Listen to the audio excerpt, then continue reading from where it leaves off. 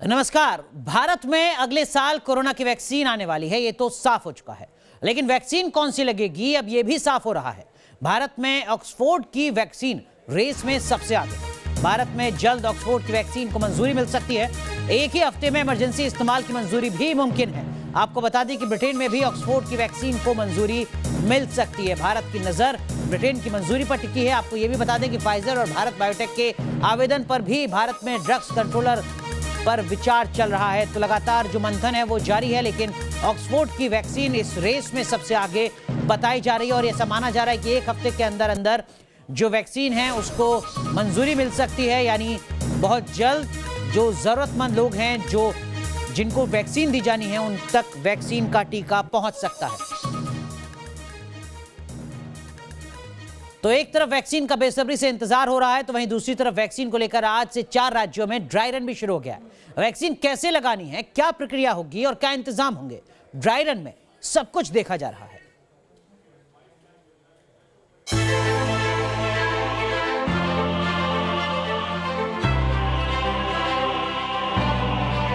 Corona vaccine का trailer देखिए। आपको कैसे वैक्सीन लगेगी, कितना टाइम लगेगा, क्या प्रक्रिया होगी, सारी चीजें इन तस्वीरों से समझिए। बस ये जान लीजिए कि जैसे ही वैक्सीन आएगी आपको इसी तरह वैक्सीन लगेगी। अगले साल फाइनल रन शुरू होने वाला है, जब साक्षात वैक्सीन आपके सामने होगी। भारत सरकार ने 4 राज्यों को चुना है मॉक ड्रिल के लिए, यानी कि वैक्सीन आ जाने के बाद लोगों तक वैक्सीन कैसे पहुंचेगी और जिसको वैक्सीन लेनी होगी उसके शरीर तक कैसे पहुंचेगी, उसकी एक पूरी मॉक ड्रिल होनी है 4 राज्यों में। बताया ये जा रहा है कि जहां पर वैक्सीन का जो मुख्य स्टोरेज होगा वहां से वैक्सीन निकलेगी और वो वैक्सीन इस छोटे छोटे स्टोरेज में आएगी और यहाँ से कुछ पेशेंट बुलाए जाएंगे जो डमी होंगे लोग, उनको वैक्सीन का जो है वो टीका दिया जाएगा। और ये सारा जो मॉक ड्रिल है वो रियल टाइम में होगा ताकि पता चल पाए कि क्या क्या बाधाएं आ रही है, क्या क्या दिक्कतें आ रही है। पंजाब, गुजरात, आंध्र प्रदेश और असम, ये वो 4 राज्य हैं जहां वैक्सीन लाने से लेकर लगने तक की प्रैक्टिस की जा रही है, ताकि जब वैक्सीन आए तो कोई गलती न हो। वैक्सीन के ड्राई रन में क्या हो रहा है, ये स्टेप बाय स्टेप समझते हैं। पहला स्टेप, ड्राई रन की साइट पर जिन्हें टीका लगेगा उनकी लिस्ट बनी है। 25 लोगों को चिन्हित किया गया है। दूसरा स्टेप, एक एक कर ड्राई रन में शामिल लोगों को बुलाया जाएगा। कोविन ऐप के जरिए टीका लगाने वाले शख्स का डेटा वेरीफाई होगा। तीसरा स्टेप, ड्राई रन की साइट पर डमी मरीज को टीका लगाया जाएगा। चौथा स्टेप, जिस डमी मरीज को टीका लगेगा उसे 30 मिनट तक ऑब्जर्वेशन में रखा जाएगा ताकि टीका लगने के बाद कोई साइड इफेक्ट ना हो, इसकी जांच हो सके। पांचवा स्टेप, वैक्सीनेशन से जुड़े लोग कोविन ऐप पर टीका लगाने वाले का डेटा अपडेट करेगा। पूरी प्रक्रिया में 1 से 2 घंटे लगेंगे। ड्राई रन के अंदर कोई दवाई हमारे पास नहीं आई है, सिर्फ हम जो कोल्ड चेन के बक्से हैं उनको कैरी करेंगे, पूरा स्टाफ जाएगा। 25-25 जो वर्कर जिनको एक्चुअल वैक्सीन लगनी है वो लोग आएंगे, उनको ऑनलाइन हम चेक करेंगे, उनको वो पूरी ड्रिल कि कैसे उनका कार्ड चेक होना है, ऑनलाइन कैसे एंट्री होनी है, फिर वो वैक्सीनेशन वाले रूम में जाएंगे। We will do a dummy trial as if के वैक्सीनेशन हैज़ बीन डन। फिर आधा घंटा वेट कराएंगे और ये देखेंगे कि एक दिन में कितने लोगों को हम वैक्सीन कर पाते हैं। इस ड्राई रन का मकसद वैक्सीनेशन में शामिल टीम को तैयार करना, कोविन ऐप को चेक करना, पूरे प्लान को लागू करने में आ रही दिक्कतों को दूर करना है। अब ये भी समझिए कि वैक्सीन सेंटर पर वैक्सीनेशन टीम में कौन कौन से सदस्य होंगे, उनकी भूमिका क्या होगी। पहली टीम डॉक्टर्स, नर्स की होगी जो टीका लगाएंगे। दूसरी टीम होमगार्ड और सिविल डिफेंस के लोग होंगे जो टीका लगाने वालों की जानकारी रखेंगे। एक टीम टीका लगाने वालों के दस्तावेज की जांच को प्रमाणित करेगी। एक टीम यह सुनिश्चित करेगी कि भीड़ न लगे, एक बार में एक ही शख्स वैक्सीनेशन के लिए आए। भारत में पहले 30 करोड़ लोगों को टीका लगना है। हिंदुस्तान में ऑक्सफोर्ड की वैक्सीन रेस में सबसे आगे बताई जा रही है। जनवरी में वैक्सीन आना फाइनल, इसलिए वैक्सीन लगाने की पूरी प्रैक्टिस की जा रही है। Team news nation. तो किस तरीके से वैक्सीन लगेगी, किस तरीके की प्रक्रिया रहेगी, ये सब कुछ हम आपको समझाएंगे। हमारे साथ 3 खास मेहमान जुड़ चुके हैं। आईएमए के पूर्व अध्यक्ष डॉक्टर रवि मलिक साहब हमारे साथ जुड़ रहे हैं। हमारे साथ health expert doctor Swati Maheshwari ji जुड़ रही हैं और साथ ही साथ आईएमए के पूर्व सेक्रेटरी डॉक्टर अनिल गोयल साहब भी हमारे साथ जुड़े हुए हैं। लेकिन स्वाति माहेश्वरी, 30 करोड़ लोगों को शुरुआती दौर में वैक्सीनेशन लगना है, आसान काम नहीं है। शुरुआत तो भले होने जा रही है, ज़रूर मुश्किल काम है, लेकिन अच्छी बात यही है कि सरकार ने समय से कदम उठाए हैं और पहले से तैयारियां शुरू करी है। देखिए, मॉक ड्रिल करने का मतलब ही यही है कि सरकार पूरी तरह से तैयार है और अगर कोई भी कमी रह गई है तो उसको समय से पूरा करना चाहती है। अब अगर आप देखें तो पहले ही 2500 प्रशिक्षण कैंप्स लगाए जा चुके हैं। लगभग 5000 जो हमारे हेल्थ केयर वर्कर्स हैं, अलग-अलग लेवल्स पे, गाँव तक के लेवल्स पर उनको ट्रेनिंग दी गई है कि कैसे वो ये वैक्सीन लगाएंगे, किन बातों का उन्हें ध्यान रखना है, बाद में कैसे मॉनिटरिंग करनी है। तो ये एक बहुत अच्छी पहल है कि अभी से हम लोग उसकी तैयारी कर रहे हैं ताकि 1 मिनट का भी विलंब नहीं लगे और जैसे ही केंद्र सरकार तक, स्वास्थ्य मंत्रालय तक वैक्सीन पहुंचती है, उनका रोल आउट शुरू हो जाए। तो ये अपने आप में ये दर्शा रहा है कि कहीं भी कमी नहीं छोड़ी जा रही और ऐप के लिए भी खास तौर से एक ड्राई रन होना जरूरी था ताकि लोगों को बिल्कुल तो वो जो ड्राई रन होना बहुत जरूरी है, उसी की तैयारी इस वक्त देश के अलग अलग राज्यों में शुरू हो चुकी है। चलिए अब आपको बताते हैं कि जो ऑक्सफोर्ड की वैक्सीन है जिसको मंजूरी मिलने वाली है वो बाकी वैक्सीन से कैसे बेहतर है, कैसे अलग है। भारत में बन रही वैक्सीन प्रोटीन आधारित है। हम ऑक्सफोर्ड वाली वैक्सीन क्यों अलग है ये आपको बता रहे हैं। प्रोटीन आधारित वैक्सीन 4 से 6 हफ्ते में जो अपडेट है उसका वो आता है, कम तापमान में भी रखा जा सकता है, यानी कोल्ड चेन की बहुत ज्यादा दिक्कत यहां पर नहीं आने वाली है। स्टोरेज को लेकर बहुत ज्यादा सवाल नहीं है। मॉडर्ना, फाइजर के मुकाबले ये सस्ती वैक्सीन है, अफोर्ड किया जा सकता है आसानी से। 2 से 8 डिग्री तापमान में भी स्टोरेज मुमकिन है। घर के फ्रिज में भी 6 महीने तक आप इसको स्टोर करके रख सकते हैं, तो स्टोरेज के लेवल पर बहुत ज्यादा दिक्कत नहीं होने वाली है। तीसरे फेज के ट्रायल में 70% तक असरदार ये पाई गई है। रवि मलिक साहब, एक चीज मैं आपसे समझना चाहूंगा, जो ड्राई रन है उसमें भी ये बताया जा रहा है कि देखिए जो पेशेंट, एक व्यक्ति जिसकी टीका लगेगा, वैक्सीन लगेगी, उसको फिर आधे घंटे तक रखा जाएगा ऑब्जर्वेशन में। अगर हर एक टीका लगने वाले व्यक्ति को आधे घंटे तक ऑब्जर्वेशन में रखा जाएगा तो जैसा अभी डॉक्टर भी कह रहे थे बाइट में कि देखिए हमें देखना होगा कि एक दिन में हम कितने लोगों तक वैक्सीनेशन कर पा रहे हैं। आपको लगता है कि एक लंबा समय इस पूरी प्रक्रिया में भी बीतने जा रहा है? ऐसा नहीं होने वाला कि रातों रात वैक्सीनेशन हो गया? देखिए, रातों रात तो बिल्कुल वैक्सीन नहीं होगी। वैक्सीन देने की भी एक अपनी लिमिटेशन रहेगी।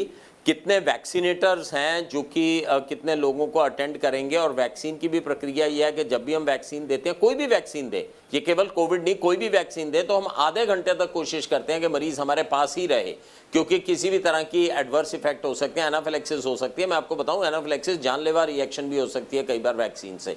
तो उसमें हमेशा बेटर यही रहता है, वो इमीडिएट वैक्सीन देने के बाद रिएक्शन होती है, तो हमेशा बेटर रहता है कि मरीज कम से कम 20 से 30 मिनट जो है वो सेंटर में ही रहे जहां पर की मेडिकल सुविधाएं उपलब्ध हैं। लेकिन मैं बताना चाहूँगा, वैक्सीन पहली बार नहीं है जो हम देने जा रहे हैं, बहुत सदियों से हम लोग वैक्सीन दे रहे हैं। हमारी वैक्सीन चैनल्स बड़ी स्ट्रांग है।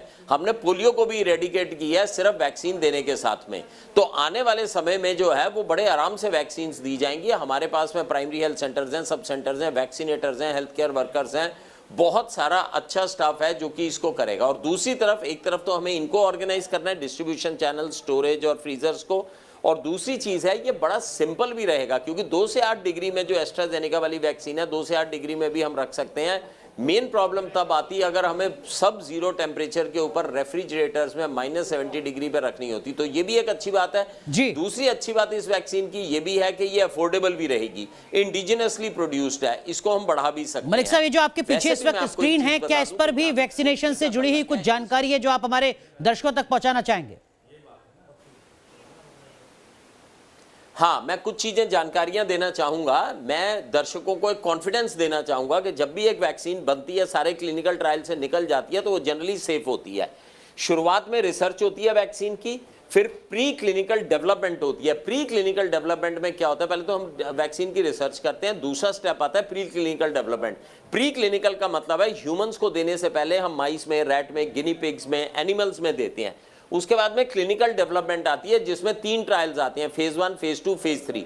फेज 1 में हम हेल्दी लोगों को देते हैं, फेज 2 में हम थोड़े और लोगों को देते हैं, और फेज 3 में अब जैसे इस वैक्सीन में 26,000 लोगों को जो है हमने वैक्सीन दी है, तो जनरली ये फेज 3। उसके बाद में फिर उसकी मैन्युफैक्चरिंग शुरू होकर स्टोरेज और डिस्ट्रीब्यूशन होती है। तो ये मैं कुछ चीज़ें बताना चाहूँगा। दूसरी चीज़ ये भी बताना चाहूँगा कि वैक्सीन भी तरह तरह से डेवलप होती है, जैसे आरएनए की वैक्सीन है, डीएनए की वैक्सीन है। अब जो मॉडर्ना वैक्सीन है वो आरएनए बेस्ड वैक्सीन है। उसके बाद में ये रेप्लिकेटिंग वैक्सीन्स होती हैं, नॉन रेप्लिकेटिंग वैक्सीन्स होती हैं। और अगर हम इसकी बात करें, जो ये हमारी एस्ट्राजेनिका वाली वैक्सीन है उसकी बात करें, तो वो नॉन रेप्लिकेटिंग वैक्सीन है, तो प्रोटीन बेस्ड वैक्सीन है। जो प्रोटीन बेस्ड वैक्सीन होंगी उनका टेम्परेचर भी हमारे को बहुत ज़्यादा कम रखने की आवश्यकता नहीं है। तो ये तरह तरह की चीज़ें हैं जिससे कि हम लोग वैक्सीन को बनाते हैं। और ये भी बता दूं, वैक्सीन के अंदर सिर्फ ये कंपोनेंट नहीं रहते, वैक्सीन के अंदर और भी कंपोनेंट्स रहते हैं। जैसे ये इस तरह से वैक्सीन वायल्स के अंदर आएगी, अब इसमें भी मोस्ट लाइकली हो सकता है कि ये मल्टी वायल्स में आए, यानी 10 लोगों की वैक्सीन जो है वो केवल एक ही व्यक्ति के अंदर जो आ जाए, तो ये मल्टीपल वायल्स में भी आ सकती है। तो इस तरह से इनकी पैकिंग होगी और इस तरह से इनको दिया जाएगा। इस तरह से दिखे जैसे कि जो पैकिंग्स होगी, और तरह तरह की पैकिंग्स होती हैं जिसमें कि सिंगल डोज भी होगी, मल्टीपल डोजेस भी होंगी, और इस तरह से वो है। तो ये बेसिकली बताने का दर्शकों को मतलब यही मलिक साहब, पर्पस है डीप फ्रीजर की कि जरूरत नहीं रहने जा रही है, ये वैक्सीन पूरी तरीके से सुरक्षित है। ये दो चीजें तय हो चुकी हैं जैसा आप बता रहे हैं। हाँ, डीप फ्रीजर के, हाँ बिल्कुल, 3 चीजें तय हो चुकी हैं। इसकी एफिकेसी जो है वो 70% से ज्यादा है। दूसरे साइड इफेक्ट्स इसके काफी कम रहेंगे, थोड़ा सा पेन हो गया, थोड़ा फीवर आ गया, ये हो गया, वो रहेंगे। और तीसरी चीज ये भी इंपॉर्टेंट है कि इसको 2 से 8 डिग्री टेम्परेचर के ऊपर हम रख सकते हैं, तीनों चीजें। और चौथी चीज ये भी है कि ये सस्ती होगी एज कंपेयर टू मॉडर्ना या फाइजर की वैक्सीन के। तो ये 4 चीजें क्लियर होने के बाद में अब तो, और 5वीं चीज ये भी क्लियर है कि हमारा डिस्ट्रीब्यूशन सिस्टम भी बड़ा स्ट्रॉन्ग है, क्योंकि हम ऑलरेडी बहुत सारी वैक्सीन, हमारा जो नेशनल इम्यूनाइजेशन प्रोग्राम है उसमें हम सारी वैक्सीन मुफ्त लगाते हैं, बहुत सारी वैक्सीन सरकार मुफ्त लगाती है। तो उस चैनल के अंदर वैक्सीन, मतलब कहीं कोई समस्या नहीं है। इसका सीधा मतलब गोयल साहब ये है कि आने वाले वक्त में देश के कुछ और राज्यों में भी इसी तरीके से ड्राई रन हम देख सकते हैं, तैयारी देख सकते हैं गोयल साहब।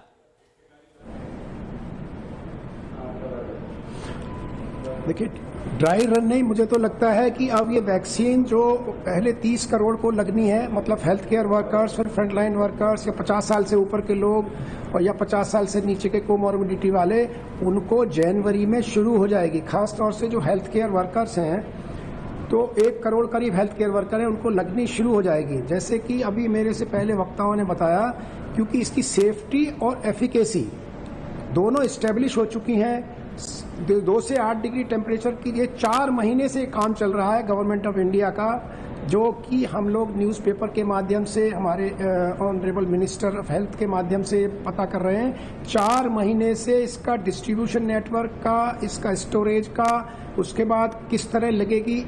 आपने एक कोविन, इसका एक सॉफ्टवेयर बनाया है, ये आप जरूर इसको बताइए। कोविन सॉफ्टवेयर का मतलब है आप उसको डाउनलोड करेंगे, आप उसमें रजिस्टर करेंगे, आपको SMS आएगा कि किस जगह आपको जाना है। और वहाँ जैसे अभी आप चर्चा कर रहे थे कि आधा घंटे रहना है, वो कोई ऐसी बड़ी बात नहीं है। अगर एक बड़े हॉल में एक 50 लोगों को एक लगना है, एक एक करके लगकर 50 लोग आधा घंटा वेट करना है। इसका मतलब ये नहीं है कि 30 × 50 50 लोग दूसरे हॉल में एक एक कर वेट कर सकते हैं। इसीलिए बहुत बड़ी समस्या नहीं है, एक बार में 50 से 100 लोग एक सेंटर पे आएंगे। ठीक है। और एक जो वैक्सीन के बारे में मैं बताना चाहता हूं, जो वैक्सीन है ना हिंदुस्तान में ICMR बायोटेक की खासतौर से जो बन रही है, वो लाइव एटीन्यूएटेड वैक्सीन है। T इम्यूनिटी एंटीबॉडी बनती हैं और एक सरफेस एंटीजन के खिलाफ, इसलिए अगर म्यूटेशन भी होता है तो ये वैक्सीन इफेक्टिव होगी। और अगर थोड़ा बहुत चेंज करना हुआ तो वो 4-6 हफ्ते में चेंज हो जाएगा। ये भी लोगों को भ्रम नहीं रहना चाहिए कि ये वैक्सीन म्यूटेंट के खिलाफ इफेक्टिव नहीं होगी, ये इफेक्टिव होगी। रवि मलिक साहब, मैं आपके पास भी आऊंगा, लेकिन स्वाति बाहेश्वरी, बहुत संक्षेप में अगर आप बता सकें, 30 करोड़ लोगों को वैक्सीन लगने के बाद क्या ये माना जाए कि वो जो 30 करोड़ लोग हैं उनको अब कोरोना नहीं होने जा रहा है, साथ ही साथ वो किसी दूसरे को कोरोना नहीं पहुंचाने जा रहे हैं? देखिए, ये माना जा रहा है कि जो वैक्सीन अब हम इस्तेमाल करेंगे वो लगभग 80 से 90% तक सुरक्षा देंगी। तो बिल्कुल जिन लोगों को वैक्सीन लगेगी, लेकिन ये ध्यान रहे कि पहली डोज लगने के 28 दिन के अंतराल पर दूसरी डोज लगेगी, और दूसरी डोज लगने के भी 2 हफ्ते 3 हफ्ते के बाद आपके शरीर में इतनी एंटीबॉडीज होंगी कि आपको कोरोना का संक्रमण ना हो। तो एकदम से वैक्सीन लगते ही, पहली डोज लगते ही ये नहीं सोचे कि अब हम सुरक्षित हो गए, अब हमें कोरोना नहीं होगा। तो इस बात का खास तौर से लोगों को ध्यान रखना है। लेकिन हाँ, 2 डोज लगने के बाद जब उन लोगों को दी जाएगी, उसके बाद उनको डेफिनेटली उससे इम्यूनिटी आएगी। अभी इस चीज पर कंट्रोवर्सी है कि अगर आपको वैक्सीन लगती है तो क्या आप दूसरे को संक्रमण पहुंचा सकते या नहीं पहुंचा सकते। एस्ट्राजेनेका वैक्सीन ने उन्होंने बोला है कि हमारी 18% तक ट्रांसमिशन को भी रोकेगी। तो आने वाले समय में हम ये उम्मीद कर सकते हैं और देखिए धीरे धीरे हर्ड इम्यूनिटी आनी शुरू हो जाएगी। ठीक बात। एक तरफ जैसे ही हम जो लोग ज्यादा संभावित रिस्क पर हैं उनको वैक्सीनेट कर लेंगे तो हमारे बहुत तेजी से फिर हर्ड इम्यूनिटी आएगी। क्योंकि अगर मलिक साहब, लेकिन जो बात यहाँ पर डॉक्टर स्वाति कह रही है इसका सीधा मतलब यह है कि दवाई मिलने के बाद भी एक लंबे वक्त तक ढिलाई नहीं बरतनी है। देखिए 2-3 चीजें मैं बड़ी क्लियर कर दूं लोगों का, क्योंकि मैं कोविड अस्पताल भी चलाता हूं तो वहां पर मैं अक्सर लोगों से सोचता हूं अच्छा डॉक्टर साहब तो वैक्सीन आ गई अब तो सब कुछ ठीक हो जाएगा। 2-3 चीजें बताना चाहूंगा। नंबर 1, वैक्सीन आने का मतलब ये नहीं है कि ये बीमारी इरेडिकेट हो गई। वैक्सीन लगते ही आपको इम्यूनिटी नहीं मिलेगी, पहले फर्स्ट डोज लगेगी, सेकेंड लगेगी, उसके बाद 4 हफ्ते के बाद में प्रॉपर इम्यूनिटी आएगी। तीसरी चीज, हमारे पास बहुत सारी ऐसी वैक्सीन है जो हम सालों से देते आ रहे हैं। डिफ्थीरिया की वैक्सीन 50 साल से देते आ रहे हैं, तो क्या डिफ्थीरिया इरेडिकेट हो गया? वो इरेडिकेट नहीं हुआ, लेकिन हाँ बिल्कुल कंट्रोल हो गया है। चौथी चीज जो बड़ी इंपॉर्टेंट है, हमें प्रिकॉशंस, मास्क अभी तक हमसे नहीं छूटेगा आने वाले 2 से 3 साल तक। मैं दोबारा बताऊंगा, मास्क का सेवन हमारे को आने वाले 2-3 साल तक, जो मेरी एंटिसिपेशन है वो हमारे को करनी पड़ेगी। वजह यह है जब तक पूरी हर्ड इम्यूनिटी नहीं बन जाती, जब तक इस बीमारी का कंट्रोल पूरा नहीं आ जाता। सबसे पहले तो अभी ये 30 करोड़ लोगों को लगेगी, इसके लिए समय लगेगा। उसके बाद 135 करोड़ लोगों को लगेगी, हर्ड इम्यूनिटी बढ़ेगी, उसके बाद ट्रांसमिशन कम होगी। बिल्कुल तो लंबा सफर है, लंबी प्रक्रिया है। मलिक साहब, आपके पीछे स्क्रीन पर कुछ और नजर आ रहा है क्या? इस वक्त जो हम देख पा रहे हैं आपके पीछे स्क्रीन पर, वो कुछ और अहम जानकारी है जिसको दर्शकों को समझना चाहिए? देखिए ये बेसिकली कोविड का वायरस है और ये इसके ऊपर जो है ये प्रोटीन्स के इसके वो जीनोम्स जो है वो लगे हुए हैं। और इसमें हम लोग ये बेसिकली इसमें हम ये दर्शाने की कोशिश कर रहे हैं कि वैक्सीन बनती कैसी है।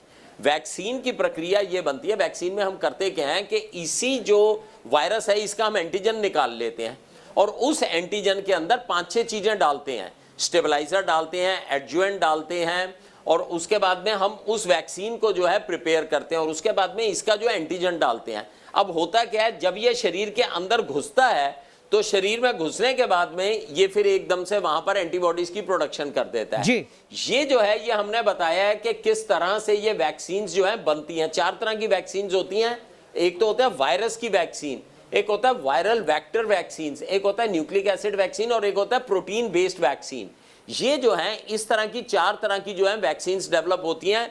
अगर हम विश्व में बात करें 271 लोग वैक्सीन डेवलप कर रहे हैं कोरोना की, 271 प्लेयर्स हैं जो कि डिफरेंट वे से वैक्सीन को डेवलप कर रहे हैं। प्रोटीन सब यूनिट को 62 लोग हैं जो कि इसको डेवलप कर रहे हैं, आरएनए 25 कर रहे हैं, डीएनए 14 कर रहे हैं। तो ये डिफरेंट प्रक्रिया है जिनसे कि हम वैक्सीन की डेवलपमेंट करते हैं और इससे हमारे को ये ज्ञात होता है कि क्यों बहुत सारी वैक्सीन जो हैं उनमें टेम्परेचर बहुत लो की आवश्यकता होती है। ये इसमें हमने ट्रायल्स बताए हैं। ट्रायल्स ये सब होने के बाद लेकिन मलिक साहब, ट्रायल्स में जाने के बाद में लाइसेंस मिलता है। ऑक्सफोर्ड की उस वैक्सीन की बात करते हैं जिसकी उम्मीद कहीं ज्यादा है, जो आपने कहा प्रोटीन आधारित है। ये प्रोटीन आधारित वैक्सीन क्या होती है सर? क्या ये सबसे बेहतर है? क्या ये क्वालिटी में, गुणवत्ता में बीच के स्तर में कहीं आती है या इस पर बहुत ज्यादा भरोसा नहीं किया जाना चाहिए? थोड़ा प्रोटीन बेस्ड वैक्सीन क्या होती है इसको भी थोड़ा संक्षेप में बता दें।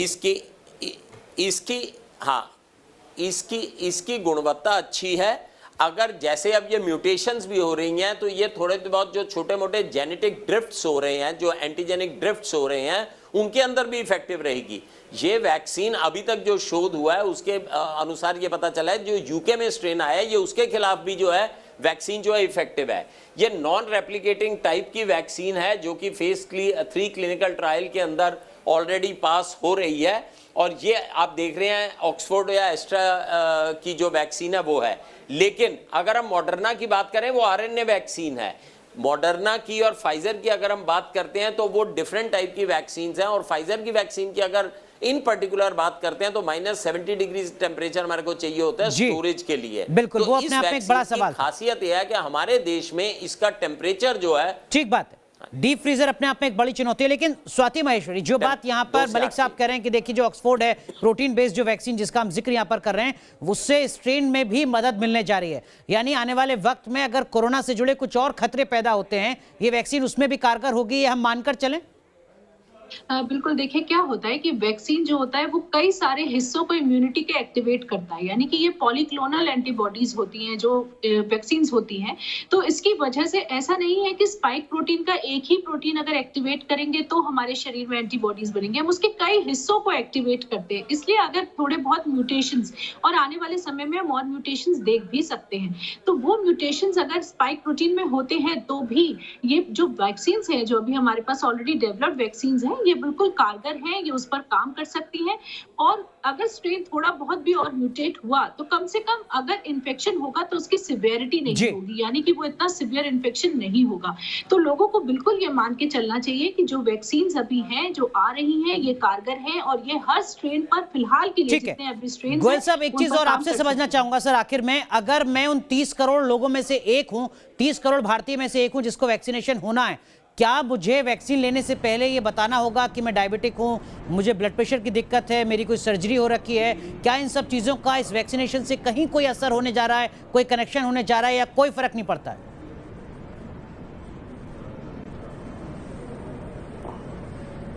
नहीं, देखिए, डायबिटीज़, हाइपरटेंशन वो तो हिस्ट्री लिया ही जाएगा, कोमोर्बिडिटी, लेकिन वैक्सीन लगने से कोई डायबिटिक है या हाइपरटेंसिव है तो उनमें तो सब में लगने से उसका कोई मतलब नहीं। जैसे कि हम चौथे फेज में 50 साल से नीचे वाले लोगों को लगेगी, डॉक्टर्स को लगने का मतलब उनमें बहुत सारे लोग डायबिटिक्स भी होंगे, हाइपरटेंसिव भी होंगे, तो इसीलिए उनको कहा जाएगा कि कंट्रोल रहे होगा डायबिटीज़, हाइपरटेंशन, और वैक्सीन लगने से एज सच वैक्सीन का उस पर इफेक्ट नहीं है। वैक्सीन का जो साइड इफेक्ट है वो एक माइनर रिएक्शंस हैं, लोकल, या थोड़ा बहुत हेडेक है या फीवर है, मैलेज, जो जनरल हर वैक्सीन के साथ होता है। बाई एंड लार्ज चाहे वो डायबिटिक्स हो, हाइपरटेंसिव हो, उनमें एनाफाइलेक्सिस मतलब पहले से कोई अगर बीमारी है तब भी इस वैक्सीनेशन को लगाया जा सकता है, इसका कोई साइड इफेक्ट उन बीमारियों से जुड़ा हुआ नजर नहीं आने वाला है। बहुत बहुत शुक्रिया आप तीनों का जुड़ने के लिए, और वैक्सीन से जुड़ी जो भी कुछ अहम जानकारियां हैं ABCD बहुत सरल शब्दों में दर्शकों तक पहुंचाने के लिए। अब इंतजार हर किसी को है, हर भारतीय को है कि कब वैक्सीन हिंदुस्तान में आती है और शुरुआत वैक्सीनेशन की आखिर कैसे होती है। तो हमने आपको बहुत ही सरल शब्दों में बताया कि हिंदुस्तान में जिस वैक्सीन की बात हो रही है, ऑक्सफोर्ड एस्ट्राजेनेका वैक्सीन, उसका क्या कुछ मतलब है, उससे जुड़ी हर जानकारी हमने आप तक पहुंचाने की कोशिश की है। रुक रहे हैं यहां पर कुछ देर के लिए, लेकिन आप बने रहिए न्यूज़ नेशन के साथ।